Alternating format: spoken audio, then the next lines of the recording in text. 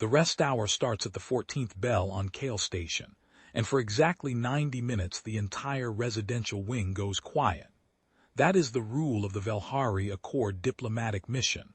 All formal business ceases, all attendants withdraw to their own quarters, and the wing is sealed to non-essential traffic. I have worked this station for 9 years. I know the rule. I have also learned that non-essential traffic does not apply to a woman with a mop and a cleaning cart, because nobody in the Accord's diplomatic office has ever thought to write housekeeping into the protocol. So I go in. My name is Dova Marin. I am 62 years old and I have been a residential attendant on stations and outposts for 31 of those years. Before Kale, I was on Thresh Outpost for 6. Before that, 2 postings on transit hubs I have mostly forgotten. I keep my cart clean, my corners tight, and my work song low enough that it does not wake anyone. I have 6 more years before my pension draws. I do not think about them very much. I think about the corridor in front of me. The residential wing of the Velhari mission is 40 meters of pale gray marble with copper inlay along the base of the walls. It is, I will admit, beautiful work. The inlay catches the soft ceiling lights and throws a warm line of amber all the way to the far bulkhead, and when the rest hour dims the overheads to half power, the whole corridor goes the color of old honey. I do not know who designed it. I know that the grout between the marble tiles collects a fine dust that the station's ventilation pushes in from the outer hull, and that if you do not get it at rest hour, when the foot traffic stops, it sets into the seams and requires a sealant tool to lift. I was working the 3rd panel from the far end, counting grout lines with my brush the way I always do, when I heard the door. It was the 2nd door on the left, the nursery suite assigned to the heir's household. I heard it open the way those Velhari pressure-sealed doors open, a soft exhale like something breathing out. Then nothing. I kept my brush moving and looked sideways down the corridor. The heir was standing in the doorway. I knew who the child was. The mission staff rotation board had a photograph beside each suite assignment, and I had read it the day the Accord party arrived. Shan Velhari, 3rd-generation heir, age 3 standard years. In the photograph, the child looked very serious, the way children look when an adult tells them to hold still. The coloring was the same as all Velhari I had seen.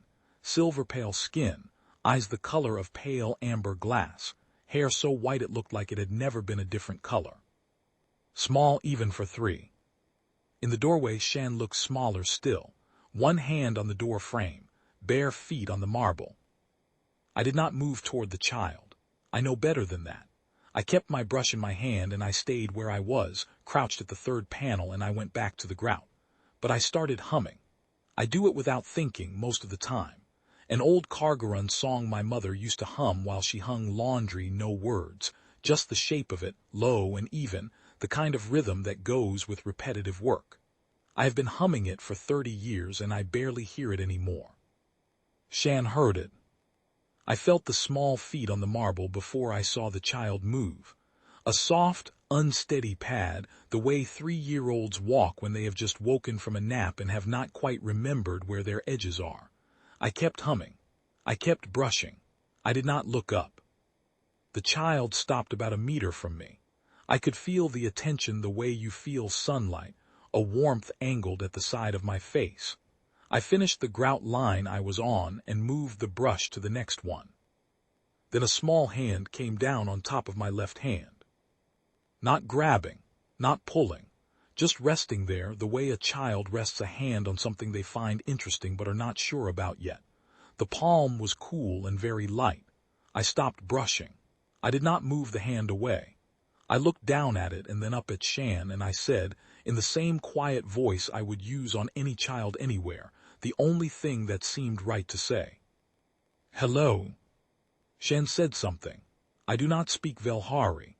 It sounded like a question, the kind of short, careful sound a child makes when they are not sure a grown-up is safe yet. I did not pretend to understand it. I just stayed still and kept humming, and after a moment the child sat down on the marble floor beside me, cross-legged, and watched my brush move. I went back to work, What else would I do? I finished the third panel and moved to the fourth. Shan came along. The child did not touch my hand again, just sat close enough that when I shifted my weight the small shoulder brushed my arm. At some point Shan's eyes started going slow and heavy, the way a child's eyes go when they are fighting sleep and losing. I did not rush. I worked the fourth panel and then the fifth, and somewhere in the fifth I felt the weight against my leg. The full, solid, unconscious lean of a child who has decided you are trustworthy enough to fall asleep on. I set my brush down. I did not pick the child up. I sat back against the corridor wall, put my arm around the small shoulders so Shan would not tip over onto the marble, and I stayed there. The corridor was quiet. The amber line ran along the base of the copper inlay all the way to the far end. I could hear the station's air systems, very low, and my own breathing, and nothing else. I was not frightened. I did not feel I had done anything remarkable. I had been working, a child had wandered out, and the child had gone back to sleep. These things happen. I would stay until the child woke, and then I would make sure the nursery door was latched properly and go back to my cart. I do not know how long I sat there. Long enough that my right knee started complaining, which it does now at 62 in a way it did not at 45. I shifted carefully so I did not wake the air, and that was when I heard the other door. The suite at the far end of the corridor, the Queen's, opened without a sound. Queen Yeva Naush of the Velhari Accord is a tall woman. She had dressed for the rest hour the way all the Accord dignitaries seem to dress for it, plainly, in a long pale garment without rank marks. Her silver hair was down. She looked in that light less like a head of state and more like someone's grandmother, and I mean that as a simple observation, not a slight. She stopped when she saw us. She stood very still for a moment, looking the length of the corridor at a human housekeeping attendant sitting against the wall with her mop cart nearby, and the Velhari heir asleep against the attendant's ribs. I did not know what to do. I stayed still so I would not wake the child. I think I nodded, the way you nod at someone across a library when you cannot speak without disturbing the room. The Queen walked toward us, slowly. Her feet, like the heir's, were bare on the marble and she made no sound. She stopped a few paces away and looked at Shan for a long time, and then she looked at me. Her amber eyes are the same color as the child's, a little deeper, a little more worn. She said something in Velhari. I did not understand it. I said quietly, "I'm sorry I don't speak Velhari. I'm just the housekeeping attendant. I was working the grout and the child came out. I didn't want to startle anyone." The Queen looked at me for another moment. Then she said in standard, very careful and accented, one word. "Keeper."